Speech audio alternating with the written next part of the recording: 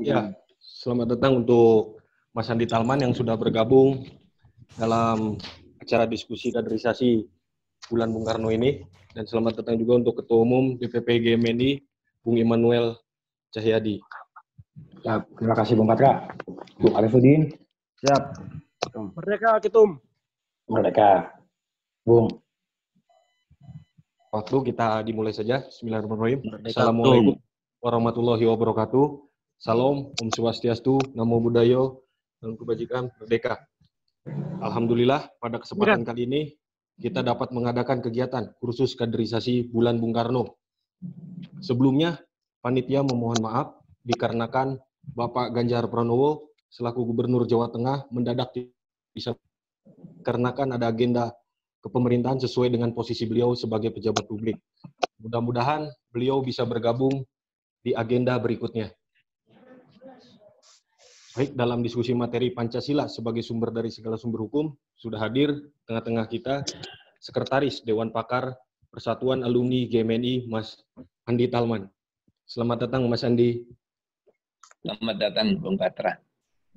Ya, untuk acara yang pertama adalah laporan Ketua Panitia Khusus Kaderisasi Bulan Bung Karno. Untuk Bung Arifudin, untuk waktunya saya persilahkan. Ya, terima kasih atas waktunya Bung Patra selaku moderator hari ini. Merdeka, GMNI Jaya, Marhain menang. Assalamualaikum warahmatullahi wabarakatuh. Salam, Om Swastiastu. Saya ucapkan selamat hari lahir Pancasila 1 Juni. Semoga kader Marhainis bisa merefleksikan kembali Pancasila dan melaksanakannya pada setiap langkah perjuangannya. Mari kita juga berdoa bersama agar pandemi COVID-19 di negara kita yang kita cintai ini bisa hilang dan kita bisa beraktivitas seperti biasanya. Saya juga ucapkan minal aidin wal faizin, mohon maaf lahir dan batin untuk seluruh kader GMNI se-Indonesia jika saya ada salah kata ataupun perbuatan dan juga saya belum maksimal menjalankan kerja-kerja organisatoris maupun kerja-kerja ideologis. Yang pertama, kepada yang terhormat Ketum DPP GMNI Bung Immanuel Cahyadi, selamat bergabung di diskusi kita hari ini. Dan juga Bung Suzari Somar juga selamat bergabung di diskusi kita hari ini. Kepada yang terhormat pemateri kita yang luar biasa dan sudah menyediakan waktunya untuk berbagi ilmu dan kader pejuang pemikir pejuang dan kader progresif revolusioner, yaitu Bung Andi Talman Niti Disastro yang merupakan Sekretaris Dewan Pakar dan Pimpinan Pusat Persatuan Alumni GMNI. Kemudian abang kita yang tercinta Mas Ganjar belum bisa bergabung bersama kita hari ini karena hasil komunikasi dari panitia sekitar pukul 10 waktu Indonesia bagian Barat. Tadi beliau mengonfirmasi tidak bisa mengikuti diskusi kita hari ini dikarenakan ada agenda yang mendadak. Kegiatan ini diinisiasi oleh DPP GMNI melalui Ketua Bidang Kaderisasi dan Kepala Badan Pengkaderan Nasional. Dikarenakan saat ini pandemi kita belum bisa, dikarenakan saat ini pandemi sehingga kita belum bisa berkumpul untuk mengadakan agenda nasional seperti melaksanakan kaderisasi tingkat pelopor dan sekolah kader lainnya. Maka atas pertimbangan itu kami mengadakan kegiatan virtual kursus kaderisasi Bung Karno. Adapun materi-materi yang selama sebulan disampaikan. Yang pertama adalah Marhainisme, yang kedua nasionalisme, yang ketiga reforma agraria, yang keempat Pancasila sebagai sumber dari segala sumber hukum yang disampaikan hari ini. Yang kelima, ideologi besar dunia dan perkembangannya. Yang keenam, wawasan Nusantara dan ekonomi politik. Untuk waktu pelaksanaan, kita akan melaksanakan 2 kali dalam 1 minggu selama 1 bulan. Peserta adalah seluruh kader GMNI atau perwakilan dari cabang GMNI dan yang mendaftar. Sekarang yang mendaftar ada sekitar 82 cabang, tapi yang bergabung dan kita hari ini bisa kita hitung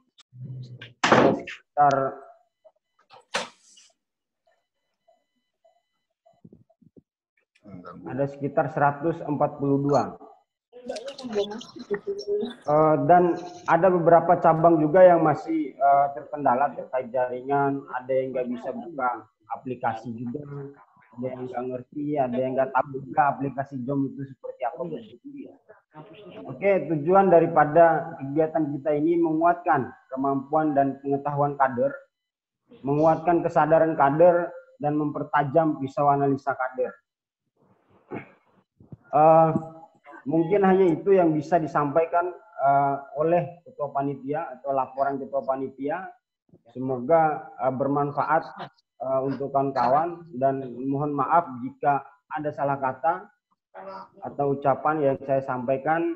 Sekian dan terima kasih. Merdeka, GMNI Jaya, Marhain menang. Assalamualaikum warahmatullahi wabarakatuh. Waalaikumsalam warahmatullahi wabarakatuh. Ya, terima kasih kepada Ketua Pelaksana yang sudah memberikan laporan terkait acara kursus kaderisasi Bulan Bung Karno. Baik, yang selanjutnya adalah sambutan dari Ketua Umum DPP GMNI sekaligus membuka acara kepada Ketua Umum DPP Immanuel Cahyadi untuk waktu dipersilahkan. Ya. Selamat siang. Assalamualaikum warahmatullahi wabarakatuh. Shalom. Om Swastiastu. Namo Buddhaya. Merdeka. GMNI Jaya, Marhain menang. Salam Pancasila. Merdeka. Pertama-tama yang saya hormati Ketua Panitia, Bung Patra, selaku Ketua Bidang Kaderisasi, Ketua Panitia, Bung Arifudin, dan juga Mas Andi Talman, selaku pemateri kita hari ini, sudah menyempatkan diri untuk hadir. Terima kasih Mas Andi, sudah menyempatkan waktu untuk hadir. Dan seluruh kader-kader GMNI di seluruh Indonesia. Pertama-tama saya ucapkan mohon maaf lahir batin, minal aidin wal faizin, atas mungkin ada kesalahan yang selama ini saya lakukan secara sadar atau tidak sadar. Saya mohon maaf. Sebelumnya, ya, seperti yang tadi sudah disampaikan oleh Ketua Panitia bahwa di saat situasi pandemi atau krisis di tengah pandemi ini, bahwa organisasi kita kegiatan-kegiatannya tidak boleh mati seperti itu. Ideologi harus tetap mantap, kaderisasi harus tetap mantap, begitu juga organisasi tetap harus mantap. Untuk itu, kita harus bisa menyesuaikan diri dengan setiap situasi. Untuk itu makanya kenapa DPP menyelenggarakan kegiatan ini kemarin.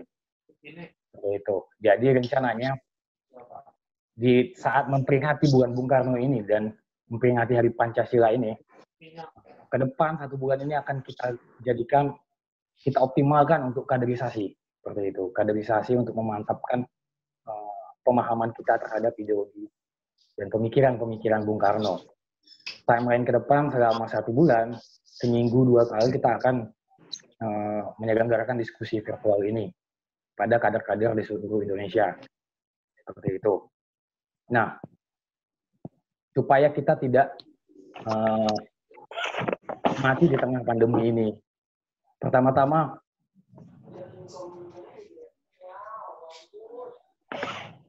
tes. Halo, kedengaran ya?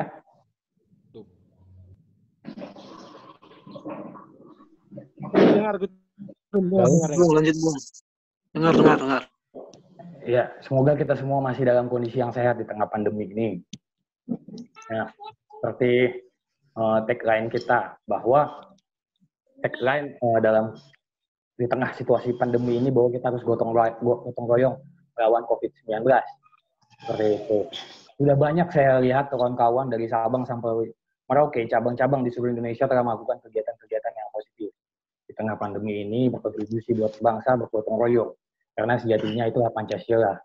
Bahwa kita harus bergotong royong di tengah situasi bangsa yang sedang terpuruk di tengah pandemi ini. Yaitu. Tapi kita tidak boleh lupakan bahwa pentingnya kaderisasi, kegiatan kaderisasi selama pandemi ini. Karena kita tidak pernah tahu kapan pandemi ini akan berakhir. Jadi untuk itu kita harus bisa beradaptasi di setiap situasi dan mencari alternatif. Karena game ini harus memenangkan zaman seperti itu. Di setiap tantangan zaman, game ini harus bisa mensiasati diri, menciptakan taktik dan strategi untuk mengatasinya. Seperti itu. Nah, diskusi pertama akan dibuka dengan materi Pancasila sebagai sumber dari segala sumber hukum. Di sini ada pematerinya Bung Adi Talman, dan kebetulan Mas Ganjar selaku Gubernur Jawa Tengah itu berhalangan hadir secara mendadak tadi beberapa jam sebelum waktu, menyampaikan bahwa beliau tidak bisa hadir. Jadi beliau meminta untuk reschedule atau menjadwalkan ulang seperti itu. Mungkin nanti kita akan sesuaikan dengan materi yang lain mungkin. Nah, untuk materi kali ini kita harus paham bahwa Pancasila sebagai pedoman bagi hidup kenegaraan dan hukum Republik Indonesia dalam konkretnya dan tidak sekedar cita-cita dalam abstraknya saja atau angan-angan saja. Lebih lanjut, Pancasila, kita harus bisa memberikan penegasan bahwa Pancasila sudah mempunyai bentuk, isi yang formal dan material untuk menjadi pedoman bagi kita, pedoman bagi hukum Indonesia. Selebihnya nanti akan didiskusikan lebih lanjut dan akan diberi pengantar oleh pemateri kita, materinya oleh Bung Andi Talman. Harapannya dalam diskusi-diskusi yang di bulan Bung Karno ini, di kursus kaderisasi bulan Bung Karno ini, semua kader-kader GMI ini di seluruh Indonesia bisa aktif interaksi dengan pemateri-pemateri untuk berdiskusi, sehingga kita bersama-sama bisa menggali lebih dalam dan menambah asupan pemahaman ideologi kita di bulan Bung Karno ini. Untuk itu jangan takut, semuanya harus aktif untuk berdiskusi, aktif untuk berinteraksi dan bertanya, dan nanti akan dipandu oleh moderator-moderator dalam diskusi ini. Nah, semua diskusi akan dipantau oleh panitia untuk kehadiran peserta, ketertiban peserta, dan keaktifan peserta semua akan dinilai dan dipantau oleh panitia selama kegiatan ini. Untuk itu harapannya semua kawan-kawan kader-kader GMI di seluruh Indonesia, Bung dan Sarina di seluruh Indonesia bisa mengikutinya dengan baik dan aktif dalam diskusi-diskusi ini. Mungkin itu saja dari saya. Selamat berproses dalam proses kaderisasi ini. Mari kita sama-sama menambah pemahaman ideologi kita. Dan kita tidak kalah oleh zaman, kita tidak kalah oleh situasi, tetapi kita belajar. Seperti itu. Mari kita belajar dalam proses kaderisasi ini dan aktif dalam proses kaderisasi ini. Seperti itu. Jadi, terima kasih kepada pemateri, pada kader-kader GMI seluruh Indonesia yang sudah hadir. Saya lihat di sini pesertanya sudah 149. Jadi mungkin itu saja dari saya. Wassalamualaikum warahmatullahi wabarakatuh. Shalom, Om Santi, Santi, Santi Om. Namo Buddhaya. Merdeka, Gemini Jaya, marahin menang. Salam Pancasila. Ya, terima kasih kepada Ketua Umum DPP GMNI, Bung Immanuel Cahyadi, yang sudah memberikan sambutannya sekaligus membuka acara. Baik, untuk mempersingkat waktu, mari kita langsung ke materi utama atau materi diskusi mengenai Pancasila sebagai sumber dari segala sumber hukum. Di sini sudah ada Dr. Andi Talman. Sebelum kita memulai, saya akan membacakan CV-nya terlebih dahulu. Nama Dr. Andi Talman, alamat Bukit Pakar Timur, nomor 9, Kota Bandung, tempat tanggal lahir Cimahi, 29 November 1945, nomor HP 082 1111 68744. Riwayat pendidikan SMA B3 Belitung, Bandung, tahun 63. Kedokteran Universitas Pajajaran, tahun 1973. Riwayat organisasi, yang pertama, GMNI, tahun 1964. Yang Ketua Alumni GMNI Jawa Barat. Yang ketiga, Ketua Ikatan Alumni GMNI tahun 92 dan 95. Selanjutnya, Dewan Nasional FKNA atau Forum Komunikasi GMNI, dan pada saat ini posisinya menjabat sebagai Sekretaris Dewan Pakar Pengurus Alumni GMNI. Dan kepada peserta saya ingatkan sekali lagi, saat pemaparan materi diharapkan mikrofonnya untuk dimatikan atau di-mute ya, agar narasumber dapat lebih hikmat dalam menjelaskan. Dan untuk mempersingkat waktu, kepada narasumber Dr. Andi Talman, untuk waktu dipersilahkan. Terima kasih. Merdeka, adik-adik. Yang saya hormati Ketua Presidium GMNI, Bung Immanuel. Yang saya hormati Ketua Panitia dan Sekretaris, Bung Patra. Yang saya cintai adik-adik semua, adik-adik GMNI di seluruh cabang di Indonesia. Assalamualaikum warahmatullahi wabarakatuh. Salam sejahtera, salam, namo buddhaya, om swastiastu. Rahayu. Kita mulai saja. Ya, saya sangat appreciate terhadap panitia dalam situasi kondisi pandemi ini. Dengan inisiatif dan kreativitasnya bisa melakukan suatu tetap kaderisasi berjalan melalui webinar ini. Tentu ke depan hal ini akan jauh lebih seru, karena ini sangat efektif, efisien saya kira. Semoga game ini tetap jaya, Marhaen menang. Oke. Debatable kalau menurut saya, karena Pancasila sebagai sumber hukum, menurut saya Bung Karno nggak pernah nyampaikan ini ya. Nah, kalau kita bicara mulainya kapan istilah ini mulai zaman Orde Baru, karena Soeharto Pancasila dipersonifikasikan, atau Soeharto dipersonifikasikan sebagai Pancasila. Jadi siapapun yang melanggar atau mengkritik pemerintah artinya melawan Pancasila. Mulai saat itulah disebutkan Pancasila sebagai sumber hukum. Itu politicking. Karena Bung Karno tidak pernah menyebutkan Pancasila sebagai sumber dari sumber hukum. Pancasila adalah landasan filosofi. Sebagai filosofi Kronslaw, sebagai landasan negara, dan sebagai the way of life. Nah, apa yang disebut sumber dari sumber hukum? Sumber dari sumber hukum adalah ada 5 hal. Pertama, undang-undang. Kedua, adat kebiasaan.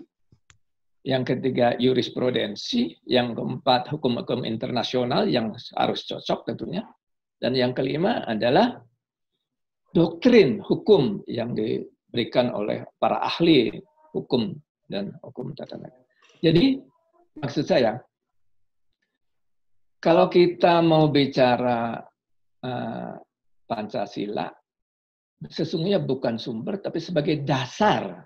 Dasar daripada dasar hukum itu benar. Jadi kita jangan terlalu latah yang sekarang selalu disampaikan sumber dari sumber hukum. Padahal Pancasila adalah landasan filosofi. Jadi kalau sebagai dasar dari dasar hukum itu benar. Nah, tadi sudah saya sampaikan sumber hukum ada 5 hal tadi. Nah, kalau kita mau bicara tentunya lebih detail, kalau kita bicara Pancasila, kita harus mengakui penggalinya, yaitu penggalinya tentu Bung Karno. Nah, karena penggalinya Bung Karno, maka yang namanya Pancasila itu digali dari bumi Indonesia yang lebih kepada pemahaman Bung Karno akan adanya adat istiadat agama yang ada di kita. Karena Bung Karno menyatakan Pancasila itu diambil dari apinya agama, bukan debunya. Jadi apa sih? Yaitu cinta, kasih sayang. Makanya kembali kalau kita bicara tentang Pancasila sebagai hasil kristalisasi keringat rakyat Nusantara yang bermuara kepada pemikiran genuin dari Indonesia, yaitu Bung Karno. Jadi Bung Karno menyampaikan bahwa karena ini berasal dari peras keringatnya, kristalisasi keringat rakyat Nusantara, maka Indonesia pun merupakan keberlanjutan dari Nusantara, yaitu keberlanjutan dari merupakan ruang bagi berkembangnya segala macam etnis, religi, entitas budaya, dan kearifan lokal. Disitulah muncul pluralisme. Jadi yang disebut filosofi Pancasila adalah bagaimana nilai luhur Pancasila, yaitu pluralisme, gotong royong, dan adat istiadat budaya. Nah, siapapun yang melanggar, tidak setuju terhadap pluralisme, artinya melawan kesejarahan dan bertentangan dengan Pancasila tentunya. Nah, untuk selanjutnya,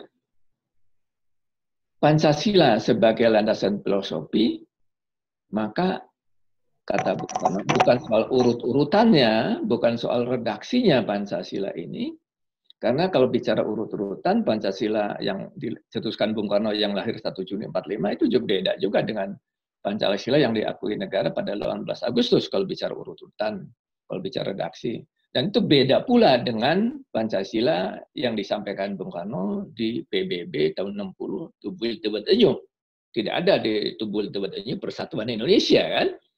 Nah, jadi kepada adik-adik, kader-kader, Pancasila sebagai landasan filosofi harus kita pahami rohnya, yaitu nilai luhurnya, yaitu tentang pluralisme dan gotong royong tadi.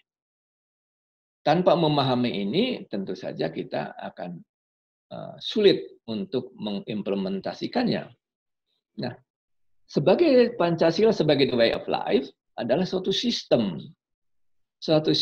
di mana landasan filosofi ini kan tidak mungkin bisa berdiri sendiri tanpa ada landasan ideologinya.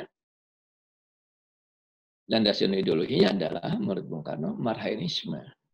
Atau dalam bahasa awamnya, Marhainisme adalah merdeka, kemerdekaan, dan memerdekakan. Nah, ini pun untuk diimplementasikan dalam kehidupan kan nggak mungkin tanpa ada landasan konstitusi atau landasan struktural, yaitu konstitusi atau undang-undang dasar. Adanya undang-undang dasar pun tidak mungkin bisa diimplementasikan selama belum ada landasan operasionalnya, yaitu undang-undang, di mana undang-undang ini tidak boleh bertentangan dengan undang-undang dasar. Ini pun belum bisa dilaksanakan apabila tidak ada landasan operasionalnya dan tidak tahu tujuannya. Tujuannya berpancasila adalah bahasa awamnya mensejahterakan rakyat, tapi dalam bahasa politiknya adalah menuju sosialisme Indonesia. Untuk menuju situ, Bung Karno menyampaikan landasan strateginya, yaitu Trisakti. Bagaimana Trisakti di bidang politik, bagaimana di bidang ekonomi, dan di bidang kebudayaan. Itu harus kita pahami bersama. Nah, selama ini mungkin yang kita sering dengar adalah di mana-mana kita hanya bicara soal Pancasila sebagai landasan negara, bicara urut-urutan, tapi tidak dipahami rohnya tadi.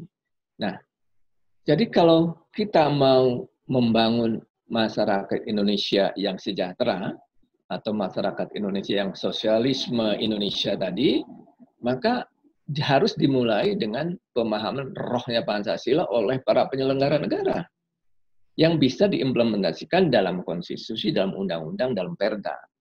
Jadi ini mulai dari perda harus sinkron dengan undang-undang, undang-undang harus sinkron match dengan undang-undang dasar.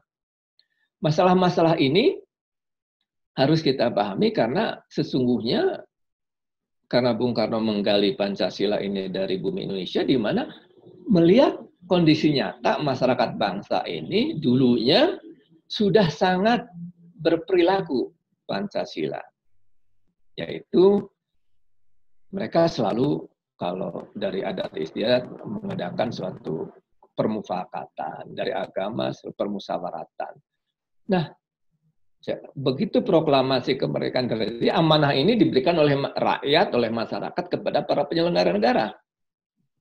Namun mungkin para penyelenggara negara belum sempat atau lupa, sehingga amanah ini tidak pernah dilaksanakan dengan baik. Malah semenjak Orde Baru, tidak ideologis istilah saya, karena sesungguhnya kalau ideologis tadi tujuannya ada di rakyat yang sejahtera, yang sosialisme Indonesia, mulai Orde Baru, malah mendekap kapitalisme yang pasar bebas liberal. Dan terus berlangsung sehingga sesungguhnya secara ideologi ekonomi sangat-sangat bertentangan dengan tujuan Pancasila tadi. Jadi maksud saya, bagaimana sistem Pancasila ini harus mulai kita gali, kita bongkar, kita eksplor, dan harus dipahami baik oleh para penyelenggara negara maupun oleh masyarakat. Tapi untuk masyarakat kan lebih mudah sesungguhnya kalau para penyelenggara menjalankan atau mengimplementasikannya dalam manajemen bernegara. Nah, tadi kembali kepada Pancasila sebagai dasar hukum itu benar. Jadi sesungguhnya kan esensi Pancasila ada dalam pembukaan. Batang tubuhnya, Bung Karno udah pernah bikin itu. Dan pada 18 Agustus, Bung Karno menyatakan batang tubuh ini atau Undang-Undang Dasar 45 itu adalah Undang-Undang Dasar sementara yang harus disempurnakan. Beliau menyatakan, kalau boleh saya sampaikan, kata Bung Karno, Undang-Undang Dasar ini dibikin hanya dalam 1 hari. Oh, kalau boleh, saya sebut Undang-Undang Dasar Kilat. Oleh karena itu, apabila negara sudah tentram, mari kita undang kembali anggota MPR untuk bersidang menyempurnakan. Bersidang menyempurnakan. Undang kembali untuk bersidang menyempurnakan yang baik untuk masyarakat bangsa. Jadi, sesungguhnya dasar hukum itu sumbernya harus berpacu dan tidak boleh bertentangan dengan Undang-Undang Dasar tadi. Yang selama ini perubahan Undang-Undang Dasar sudah dilakukan melalui amandemen 4 kali, tapi ada perubahan ini tidak cocok dengan dasar Pancasila tadi.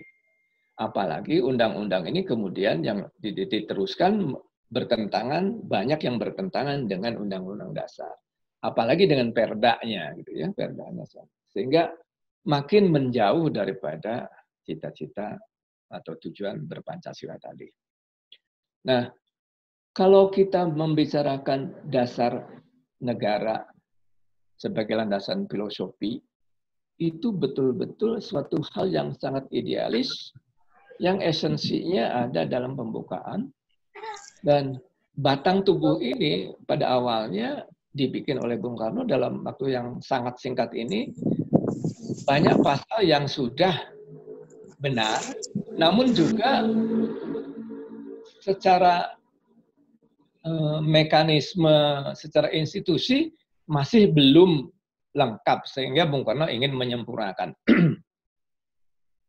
Contohnya misalnya MPR merupakan lembaga tertinggi, MPR menentukan perubahan undang-undang dasar and so on. Tapi ada juga DPR yang juga bertugas sebagai itu. Jawa Tengah nih. Ada juga bahwa MPR adalah penjelaman rakyat, kan begitu. Tapi DPR juga merupakan penjelaman rakyat juga kan dipilih. Sehingga disinilah sesungguhnya banyak hal-hal yang harus disempurnakan di dalam Undang-Undang Dasar yang akan menjadi seharusnya merupakan suatu dasar dari dasar hukum. Nah, dalam bernegara tentunya landasan filosofi ini sebagai dasar negara, landasan bernegara ini bukan hukum. Bernegara landasannya adalah etika moral. Dalam berpemerintahan, disitulah landasannya adalah hukum. Maka sesungguhnya dalam berpemerintahanlah hukum ini harus ditegakkan yang berbasis kepada undang-undang dasar, yang undang-undang dasarnya tidak boleh berbeda atau berlawanan dengan filosofi Pancasila tadi. Saya melihat banyak hal dalam bernegara ini rancu dengan berpemerintahan. Di dalam bernegara itu kan landas karena etika moral. Sebagai contoh misalnya saja bahwa dalam bernegara ini kan yang paling tinggi kepala negara. Kepala negara di dalam ada badan negaranya, itu elemen negara adalah jabatan politik dan jabatan karir. Di sini ada infiltrasi karena etika bernegaranya masih belum dipahami, sehingga ada infiltrasi jabatan karir ke jabatan politik maupun jabatan politik ke jabatan karir.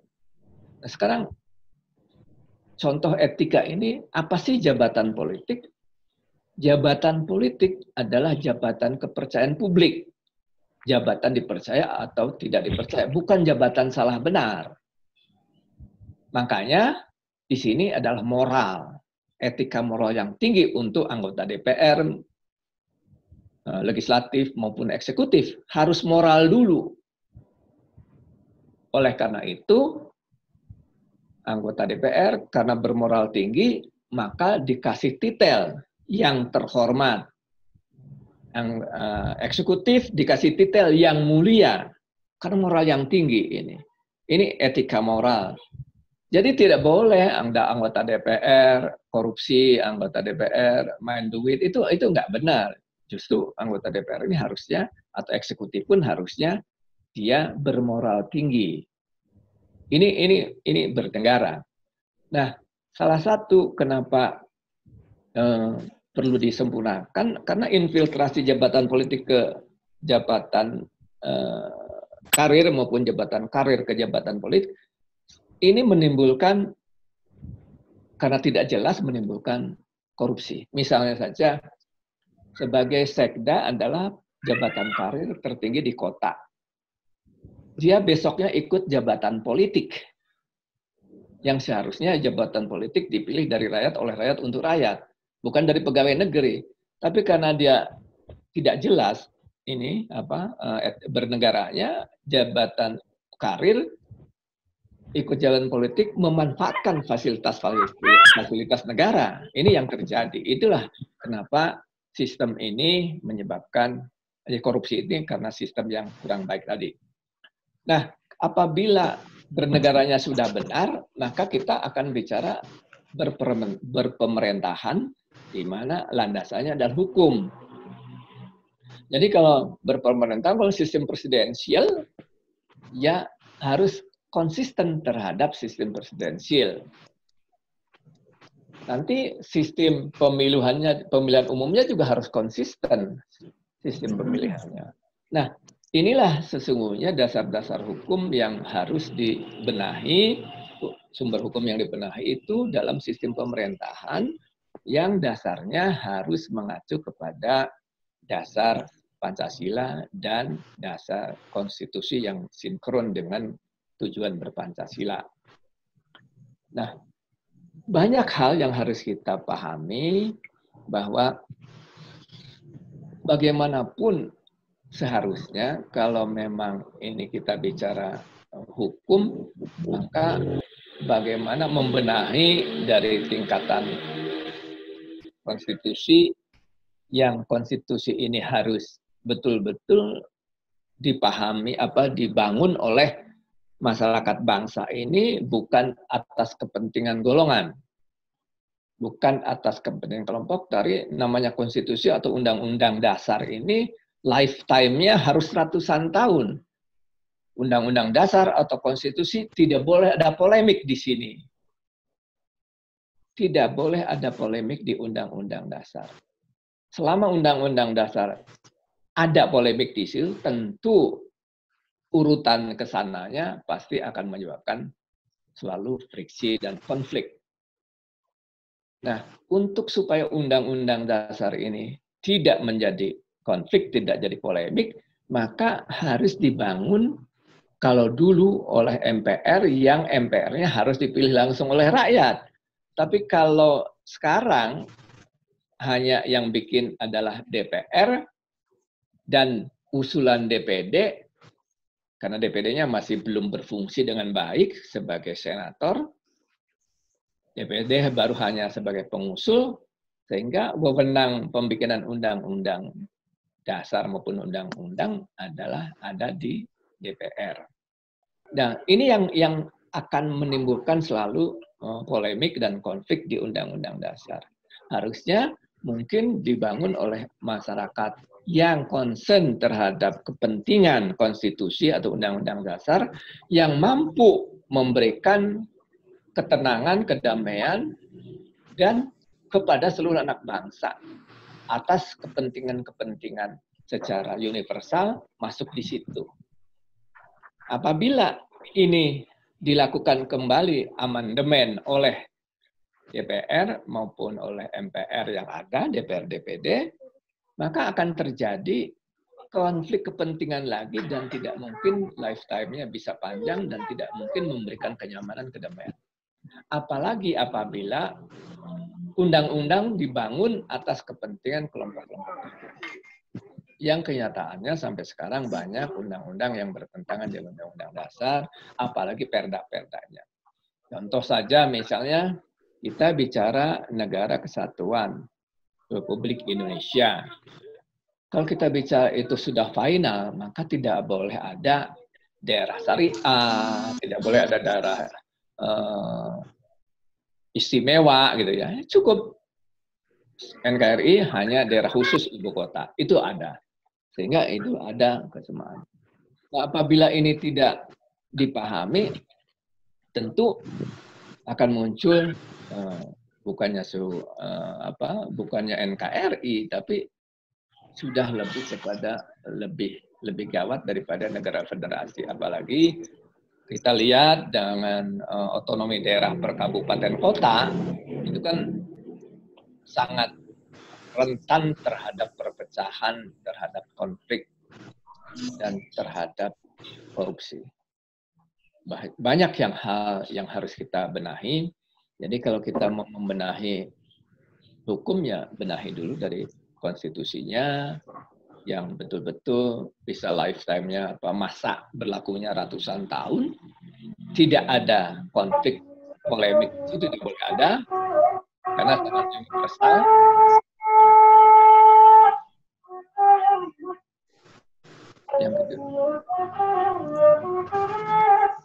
Yang kedua, tentu undang-undangnya juga harus betul-betul harmonis dengan undang-undang dasar.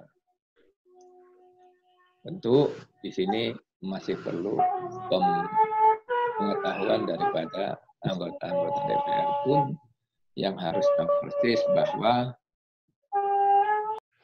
tanpa ada pemahaman terhadap kesinambungan antara undang-undang dasar dengan perda, dengan undang-undang dan perda, ya pasti akhirnya hukum-hukum kita sangat tidak objektif lagi, tapi sangat subjektif tergantung kepentingan.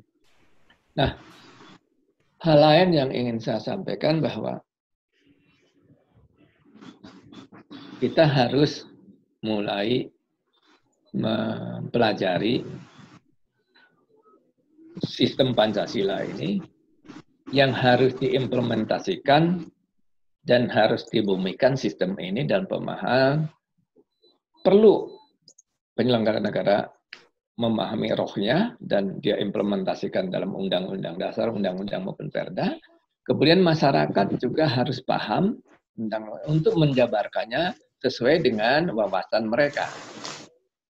Nah, kalau perlu untuk membumikannya, untuk mengimplementasikannya, supaya nanti hukum-hukum yang berlaku itu betul-betul memberikan suatu keadilan, maka semua kader GMNI perlu mempelajari sistem Pancasila ini.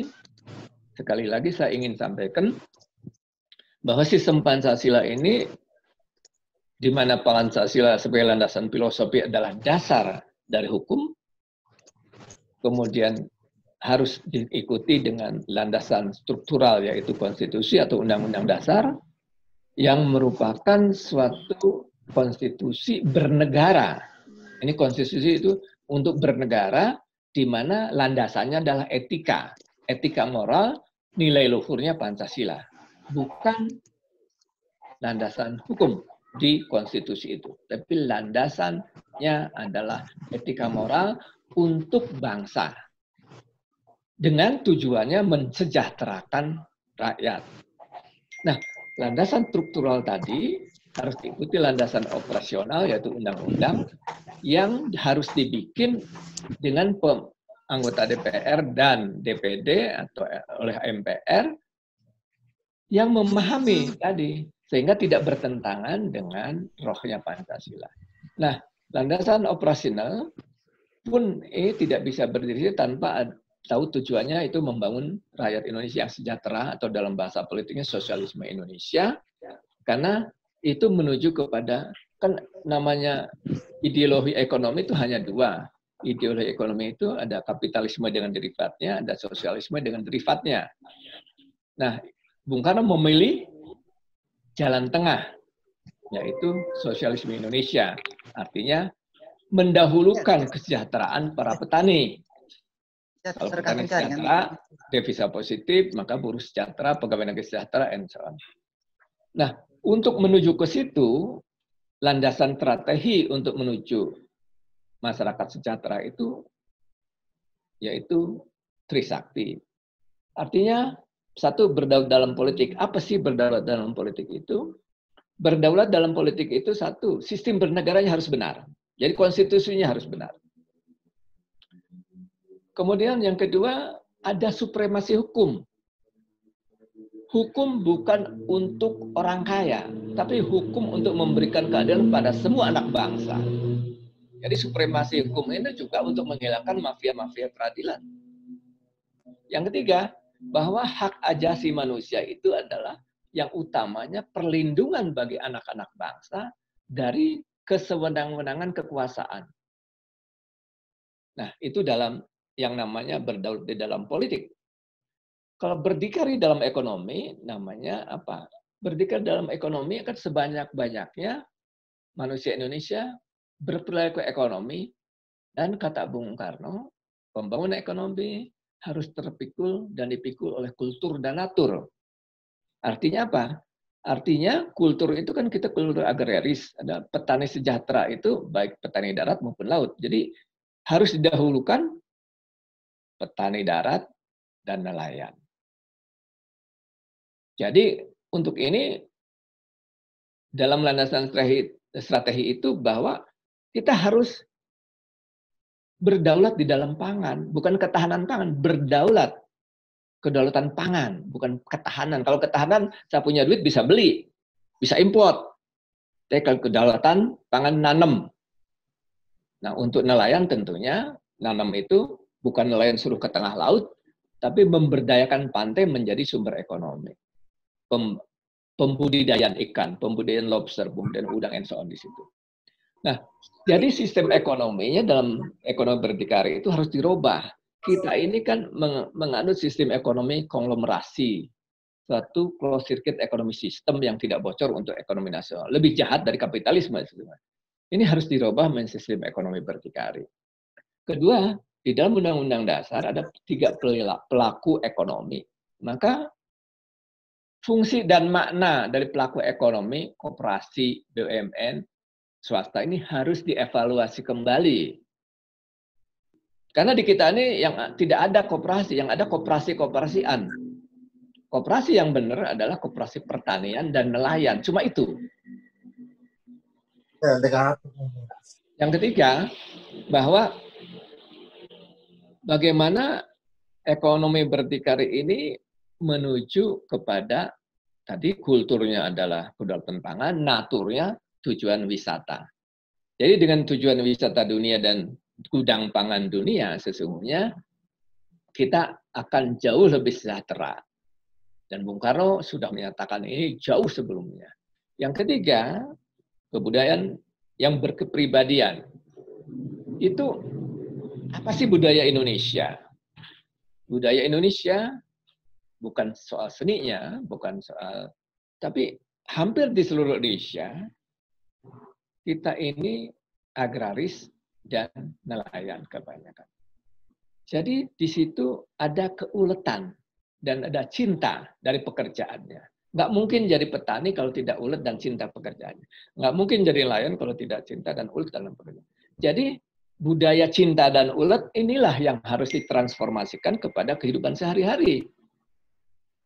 Baik itu pegawai negeri, militer, birokrasi, harus cinta dan ulet terhadap pekerjaannya.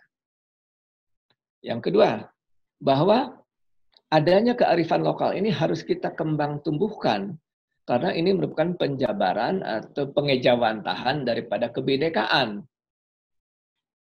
Yang ketiga, karena alam kita sekarang menuju demokrasi, maka alam demokrasi ini dalam budayanya adalah harus melakukan kritik yang bertanggung jawab, berfakta, berargumentasi, kritik yang berargumentasi bukan debat kusir. Kritik yang berargumentasi adalah merupakan pengejawantahan dari budaya intelektual dalam alam demokrasi. Jadi adik-adik sebagai kaum intelektual harus berani debat, kritik, tapi berargumentasi dan berfakta. Bukan debat kusir. Itulah wajah pengejawantahan dari budaya intelektual dalam alam demokrasi. Nah, kembali kepada soal sumber hukum tadi, tentunya pembenahannya kembali saya ingin nyampaikan harus kita mulai daripada pemahaman rohnya Pancasila sebagai dasar negara, sebagai landasan filosofi, dan dasar hukum daripada hukum-hukum yang lain. Dan harus dibenahi dari mulai konstitusinya, undang-undangnya, perda-perdanya. Sementara dari saya kira cukup. Kalau ada yang ingin bertanya, mangga, karena waktunya juga sangat terbatas ya. Nah, kita siap saja untuk menerima pertanyaan adik-adik atau penjelasan atau sekedar brainstorming, mangga saja apabila ada yang tidak jelas. Terima kasih. Wassalamualaikum warahmatullahi wabarakatuh. Merdeka. Merdeka. Merdeka. Merdeka. Merdeka. Merdeka. Terima kasih kepada narasumber yang sudah memaparkan materinya mengenai Pancasila sebagai sumber dari segala sumber hukum. Baik, sesi selanjutnya adalah sesi tanya jawab. Dipersilahkan kepada seluruh peserta yang ingin bertanya bisa komentar dulu, baru nanti saya akan panggil untuk menanyakan. Yang pertama, mohon sekali lagi kepada seluruh peserta mikrofonnya untuk dimatikan ya. Yang pertama ada Pajar Malik, Ketua DPC GMNI Kolaka. Mas Andi, ini yang pertanyaan dari Pajar Malik, Ketua DPC GMNI Kolaka, yaitu apakah Pancasila merupakan dasar yang berada di atas UUD 1945 dalam hierarki? Ya, silakan Mas Andi. Terima kasih adik Ketua Cabang. Tadi sesungguhnya sudah saya sampaikan bahwa Pancasila ini adalah suatu filosofi Grundslag, suatu dasar negara yang berdasarkan landasan filosofi bangsa. Dan landasan filosofi ini ya paling tinggi, karena di situ sudah menyangkut bagaimana Bung Karno mengadop, menggali daripada adat, budaya, agama, kebiasaan yang ada di seluruh Indonesia. Nah, sehingga nilai Pancasila ini sesungguhnya sudah lebih tinggi daripada, bukan cuma daripada Undang-Undang Dasar, tapi di dunia pun filosofi Pancasila ini adalah peningkatan daripada Declaration of Independence-nya Amerika maupun manifesto komunisnya zaman itu, yang sekarang sudah nggak ada lagi itu ideologi komunis. Jadi, sedangkan Undang-Undang Dasar itu adalah suatu keharusan yang harus dibangun untuk mengimplementasikan nilai luhur tadi dalam bentuk konstitusi untuk kepentingan bernegara. Yang landasannya tentunya etika moral atau nilai luhur yang ada dalam filosofi Pancasila tadi. Jadi konstitusi atau undang-undang dasar itu bukan landasan hukum, tapi landasannya etika moral. Nah, untuk berpemerintahanlah itu landasannya adalah hukum, diatur oleh hukum, yaitu undang-undang. Saya kira begitu, masih belum jelas atau gimana? Ya, sudah jelas.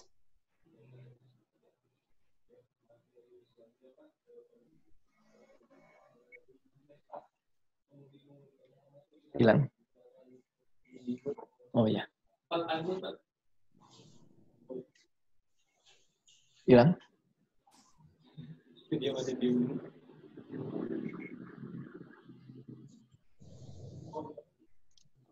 Oh iya, untuk selanjutnya ada Bung Lesta dari Gunung Sitoli.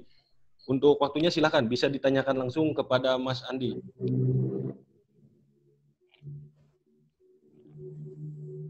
Bung Lesta. Silakan, yang dari GMNI Gunung Sitoli, Bung Lesta, silakan. Barangkali akan ditanyakan langsung kepada Mas Andi. Terima kasih, Bung. Ya. Kepada Abang dan narasumber, terima kasih atas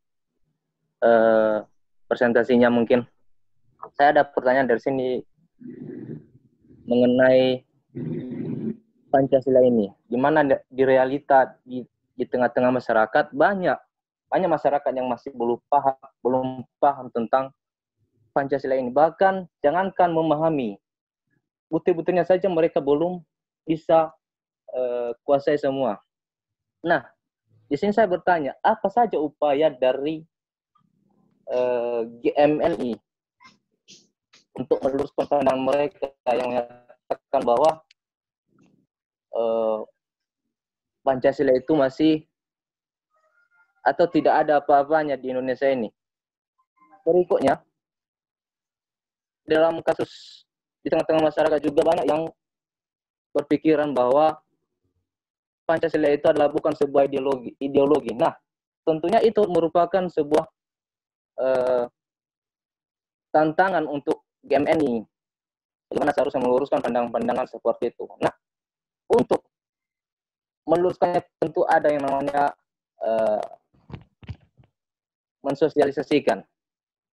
Nah, tahapan-tahapan apa saja itu, Bang, yang bisa kita laksanakan sehingga apa yang kita sampaikan nanti mereka berterima. Terima kasih. Ya, terima kasih kepada Bung Lesta. Intinya adalah bagaimana caranya kita sebagai kader GMNI untuk meluruskan kembali Pancasila untuk kembali ke jalan relnya. Silakan. Terima kasih. Adik dari Gunung Sitoli, pertanyaan yang bagus. Saya kira memang betul. Karena Pancasila sudah lama dari zaman Orde Baru dipersonifikasikan tadi, sehingga yang dikenal dalam Orde Baru Pancasila menjadi sepak bola Pancasila, jadi pasar Pancasila, sehingga a priori masyarakat terbangun, ditambah dengan proses globalisasi, ada infiltrasi dari segala macam ideologi, kapitalisme, ideologi nasional, ya, transnasional ideologi, ini menginfiltrasi sehingga masyarakat menjadi bingung dan lupa. Padahal masyarakat dulu sudah berpancasila sesungguhnya, perilaku, ya. Kenapa Bung Karno bisa menggali? Karena masyarakatnya. Tadi sudah sampaikan, amanah dari rakyat ini disampaikan penyelenggara negara, tapi penyelenggara negara tidak menjalankan karena kurang paham. Sehingga masyarakat kemudian terinfiltrasi oleh proses globalisasi, oleh ideologi internasional, masyarakat juga jadi lupa. Nah, ini tugas kita memang pertama harus memahami rohnya Pancasila dari para penyelenggara negara. Yang kedua, baru masyarakat. Nah, untuk ke situ, untuk para penyelenggara negara, harusnya paham tentang rohnya Pancasila ini, kalau perlu disertifikasi. Untuk menjadi penyelenggara negara harus disertifikasi pemahaman rohnya Pancasila yang disampaikan Bung Karno. Dan harus mengakui dulu penggalinya Bung Karno. Karena yang paling paham Pancasila adalah Bung Karno. Kita sendiri nggak paham, cuma saya pernah baca saja. Harus begitu. Nah, untuk masyarakat juga harus disertifikasi. Yang paling mudah, pertama adalah sosialisasi itu dilakukan oleh pemuka adat, tokoh-tokoh masyarakat, tokoh-tokoh agama. Tapi mereka untuk memasyarakatkannya harus juga diberikan pencerahan dan disertifikasi. Pendamping desa, mahasiswa harus disertifikasi untuk memberikan pencerahan kembali kepada masyarakat.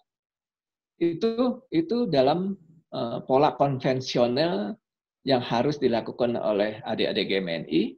Yang kedua, pola era digital, saya kira dengan sistem IT, adik-adik GMNI bisa mensosialisasikan materi Pancasila dalam perilaku melalui sistem digital atau sistem IT yang dibikin dulu, tentunya materinya berdasarkan leveling untuk para penyelenggara negara, untuk kelas menengah, untuk masyarakat. Itu dibikin, kemudian di-broadcast melalui IT. Dan itu saya kira sosialisasi Pancasila melalui IT ini bisa dilakukan oleh kader-kader, ketua-ketua cabang, oleh presidium, oleh alumni GMNI, dan yakin kalau ini konsepnya ada, pemerintah bisa membantu untuk mendanainya. Karena untuk biaya broadcast, biaya pengumpulan materi dengan sistem leveling kan juga perlu dana. Itu kalau konsepnya masif, berkesinambungan, bisa dibiayai oleh pemerintah. Selain oleh sistem IT tadi, tentunya kita mulai dari tadi untuk materinya harus ada mapping daerah mana yang terlalu sangat tidak paham, yang setengah paham, kemudian dilakukan seminar tentang dari hasil mapping ini, kemudian dibikin materinya oleh para pemikir yang ahli-ahli dalam pemahaman Pancasila, dalam pemahaman saya. Kemudian ini materi ini dilempar melalui IT, namun juga disertai oleh tindakan-tindakan perilaku yang lebih fisik. Misalnya, bisa melalui film, bisa melalui musik, supaya tidak alergi dulu. Film, melalui musik, kemudian juga membangun percontohan, pilot project masyarakat Pancasila itu bagaimana sih? Gitu loh. Ada satu desa misalnya kekurangan air bersih, maka kita bikin di situ embung desa, ditanamin buah-buahan, ditanamin bambu, sehingga bisa nampung air, bambunya bisa menyimpan air, bisa memberikan lapangan pekerjaan, bisa menghasilkan buah, petani bisa sejahtera, buahnya bisa dipakai untuk dijual, diekspor lebih besar. Ini sebagai contoh-contoh saja. Tapi intinya, pertama, lakukan sertifikasi setiap orang yang mau menjadi penyelenggara negara, baik legislatif, yudikatif, maupun eksekutif. Yang kedua, bahwa harus ada materi leveling bagi mensosialisasikan Pancasila pada masyarakat berupa lalu melalui sistem IT yang didahulukan. Yang kedua, secara fisik didahulukan adalah para pemuka agama, tokoh masyarakat, kaum adat, kepercayaan, mahasiswa, dosen, harus juga disertifikasi untuk memberikan pencerahan pada masyarakat. Dan yang ketiga tentunya secara fisik tadi bisa dilakukan dengan percontohan desa yang berperilaku Pancasila, yang bisa mensejahterakan petani, bisa mensejahterakan rakyatnya, bisa menghasilkan air, bisa menarik lapangan pekerjaan, dan melalui film-film untuk generasi-generasi milenial, generasi Z, yang mungkin lebih tertarik kalau ada film atau ada musik yang diselingi dengan pencerahan Pancasila. Begitu dari Gunung Sitoli, dari saya. Oke. Terima kasih. Baik, Bang. Izin satu lagi, Bang. Bung dari Gunung Sitoli, begitu banyak ya cara-caranya, apalagi zaman sekarang sudah digital. Baik, untuk pertanyaan selanjutnya ini ada dari, saya satukan ya, ada 3 orang penanya ini, karena pertanyaannya hampir mirip-mirip. Yang pertama dari Wulan dari Lampung, terus Joseph dari Malang Raya, dan Muslim dari Gresik. Pertanyaannya hampir mirip. Saya akan bacakan. Bagi Mas Andi, makna sebenarnya bernegara berdasarkan rumusan Trisakti Bung Karno, melihat sejak zaman Orde Baru yang ambivalen sampai sekarang konsep rumusan tersebut dilupakan, melihat ketidakberpihakan setiap regulasi. Banyak yang tidak pro pada rakyat, seperti Undang-Undang Omnibus Law, dan sebagainya. Itu seperti apa kira-kira pandangan dari Mas Andi? Dipersilahkan. Oke, terima kasih adik-adik yang saya masih nangkepnya dari Dek Wulan ya, di Lampung dari mana gitu ya. Iya. Begini, memang karena Bung Karno baru menata untuk membangun nation and character, namun karena beliau sebelumnya kan kepala negara, tidak kepala pemerintahan. Jadi Bung Karno berkuasa itu sejujurnya dari tahun 59 sampai 65. Dan itu pun kemudian tidak bisa, baru berancang-ancang sudah dikup sama Orde Baru. Nah, masalahnya adalah pemerintahan Orde Baru menyelewengkan tujuan berpancasila tadi.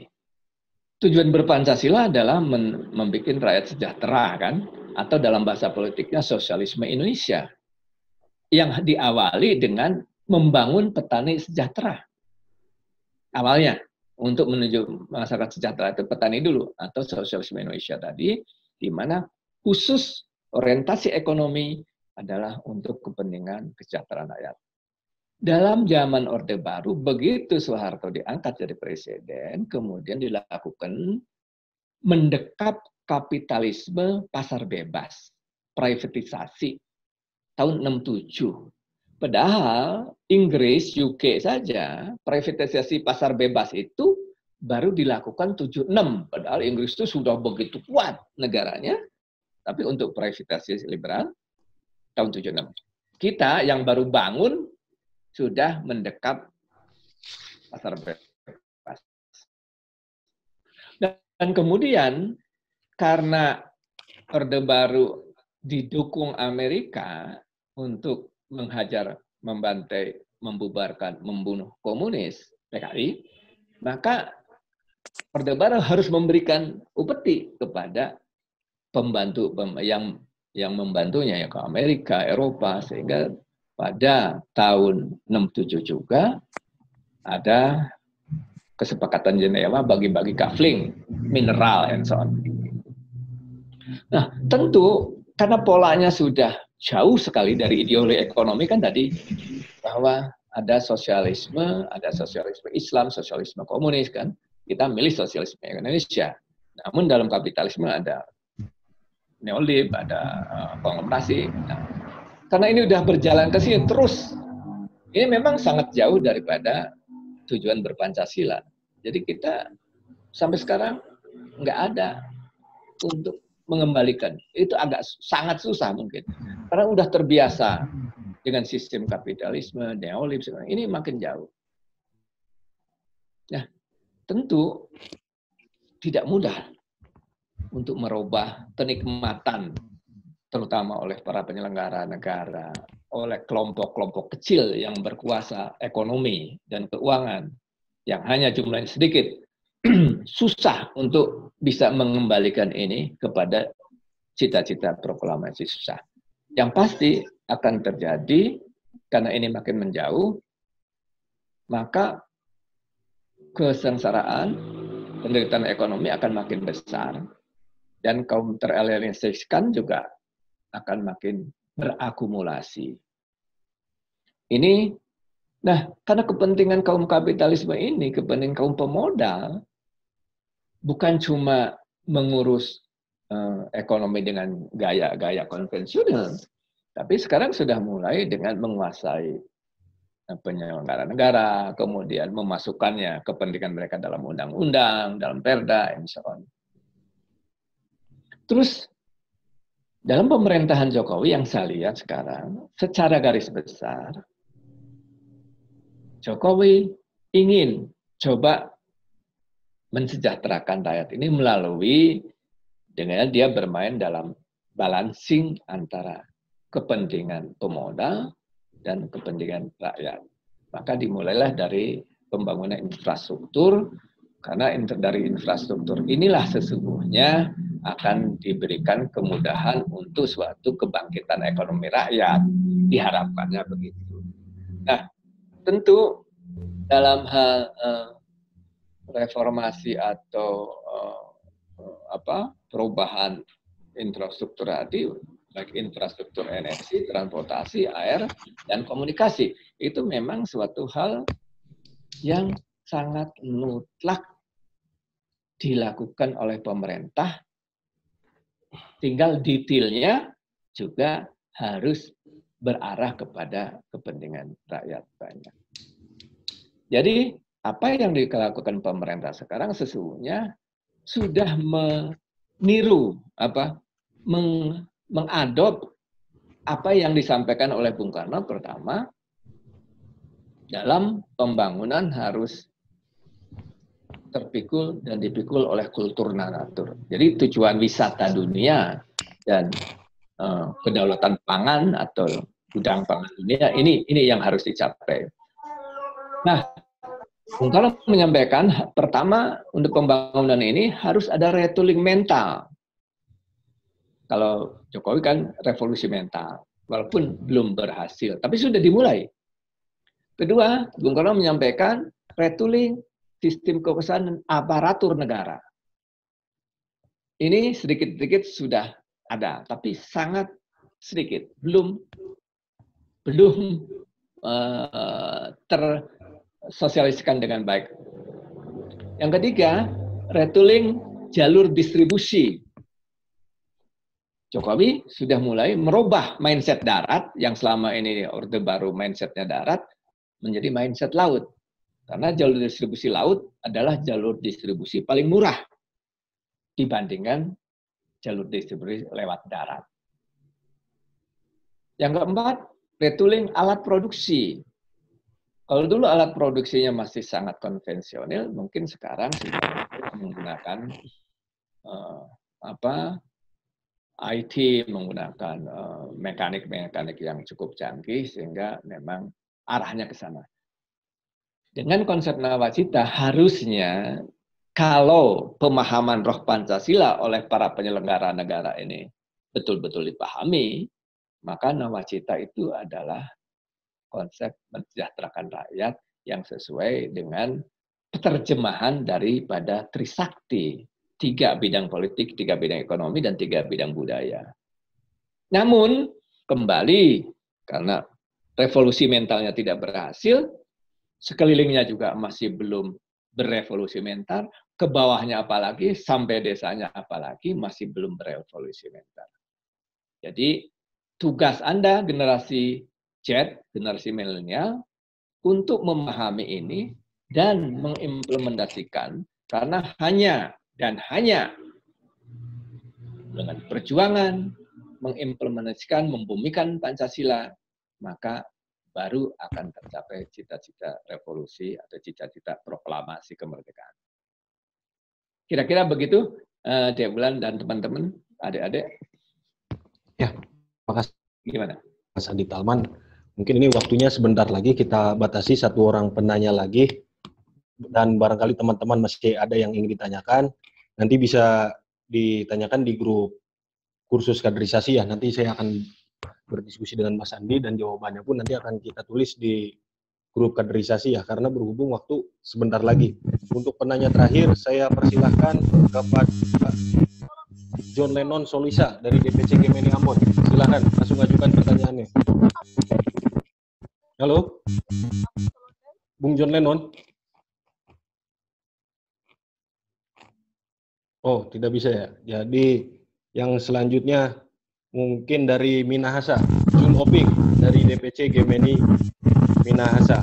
Izin bertanya, menarik apa yang telah dipaparkan mengenai Pancasila sebagai landasan hukum dan sumber hukum pun telah dijabarkan. Pertanyaan saya, dalam penyelenggaraan negara yang salah satu tugas membuat suatu rancangan undang-undang atau kebijakan yang harus sesuatu dengan kepentingan rakyat. Namun dalam realitas terjadinya pergeseran pemikiran lewat hasil-hasil rumusan kebijakan maupun rencana undang-undang yang tidak sesuai dengan konsep Trisakti Bung Karno dapat berpengaruh terhadap eksistensi Pancasila sebagai landasan hukum bernegara. Ya, itu pertanyaannya. Mangga Mas Andi untuk di. Ya, memang undang-undang ini kan dibikinnya oleh DPR dan eksekutif ya bersama-sama. Nah, dalam iklim belum terjadinya revolusi mental, dalam iklim neolib, maka kepentingan pemodal lah. Karena pemodal bisa memberikan sesuatu titipan kepada DPR. Pemodal bisa memberikan titipan pada eksekutif. Nah, untuk bisa menghasilkan sesuatu undang-undang yang baik untuk masyarakat, untuk rakyat, tentunya anggota DPR-nya harus betul-betul yang dipilih oleh rakyat berdasarkan kemampuan dan wawasan serta pemahaman rohnya Pancasila. Kalau anggota DPR-nya juga tidak boro-boro paham tentang rohnya Pancasila, kebanyakan juga tidak paham bagaimana bernegara, bagaimana berpemerintahan, ya pasti hasilnya pun tidak akan sesuai dengan yang diinginkan oleh tujuan berpancasila. Masalahnya adalah yuk, dulu, belajar online dulu. Belajar online.